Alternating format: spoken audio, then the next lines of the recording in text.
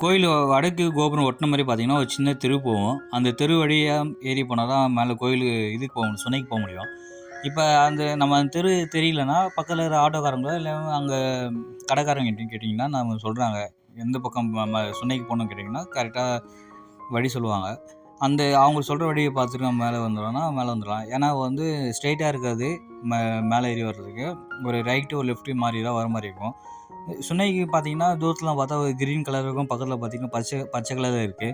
ஆனால் இந்த கிணத்துல இருக்கிற தண்ணியை பார்த்தீங்கன்னா வெள்ளை கலர் இருக்கும். மேலேருந்து வர தண்ணி பார்த்தீங்கன்னா நார்மல் எப்படி தண்ணி வருமோ அந்த மாதிரி தான் தண்ணி வந்துட்டு இருக்குது.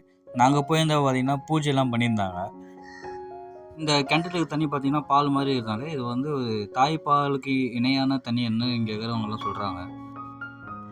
இந்த பூஜை பண்ணியிருந்தாங்க. பூஜை பண்ணி அன்னதானம் பண்ணாங்க. ஆனால் அன்னதானம் சாப்பிட்டு எங்களுக்கு கொடுத்த தண்ணியை அந்த கிணத்துல தண்ணியாக எடுத்து கொடுத்தாங்க. அது நிறைய பைப்லாம் இருக்குது. இந்த பைப்பு அதுவாக ப்ரெஷர் ஏறி கீழே மக்களுக்கு தண்ணி அங்கே இருக்கிற மக்கள்லாம் இந்த தண்ணியெல்லாம் யூஸ் பண்ணுறாங்களா குடிக்க. அதனால் எங்கேயுமே மேலேருந்து ஒரு தண்ணி எந்த இடத்துலையுமே இந்த கை கால் கழுவுறது அந்த இதெல்லாம் நம்ம பண்ண தேவையில்ல, பண்ணக்கூடாது. ஃபஸ்ட்டு ஏஎஸ்ஐ கண்ட்ரோலில் இருக்குது இந்த குகை டைம் பார்த்தீங்கன்னா இந்த குகை டைம் பார்த்தீங்கன்னா 8:30 4:30 ஓப்பனு. இந்த குகையை முடிச்சுட்டு கோயில் கொஞ்சம் தானம் பண்ணிவிட்டு நம்ம கொஞ்சம் வெளியே வந்தோம்னா குகையை ஒட்டின மாதிரி மேலே ஏறி வரணும். மேலே ஏறி வந்தீங்கன்னா இந்த கண்டாசுரம் போகிற வழியில் தண்ணிலாம் நீர் விட்டு இந்த வர தண்ணியில் எங்கேயோ கை கால் கழுவுறதுலாம் நம்ம பண்ண தேவையில்ல. ஏன்னா இந்த தண்ணியை கீழே நம்ம குடிக்க யூஸ் பண்ணுறதுனால முடிஞ்ச அளவுக்கு அதை அவாய்ட் பண்ணிவிட்டு மேலே வந்தீங்கன்னா தண்ணி அங்கே மேலே ஒரு இடத்துல தண்ணி தேங்கி நிற்கிது. அந்த இடமும் பார்த்திங்கன்னா இந்த கலர் மாதிரியே தான் இருக்குது தண்ணி. ஆனால் தண்ணி கையில் எடுத்து நம்ம குடித்து பார்த்தோன்னா தண்ணி நார்மல் தண்ணி என்ன டேஸ்ட்டு கொடுக்குமோ அந்த சுவை தான் அந்த தண்ணி கொடுக்குது.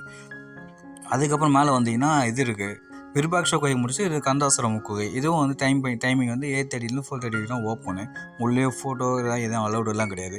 இதே உள்ளே பார்த்தீங்கன்னா சின்ன சின்ன ரூம் மாதிரி ஒரு ரெண்டு ரூம் இருக்குது. கொஞ்சம் வெளியெல்லாம் கொஞ்சம் உட்கார இருக்கிற இடம் இருக்குது. இது முடிச்சுட்டு நம்ம வெளியே வந்தீங்கன்னா இதுக்கு போகிற வழி இருக்குது. லெஃப்ட் ஹேண்ட் பக்கம் வந்தீங்கன்னா கோயிலோட வியூ பாயிண்ட் பார்க்குறவங்க. கோயில் வியூ பாயிண்ட் நிறைய தெரியும். ஆனால் இதுதான் கரெக்டான இடம்.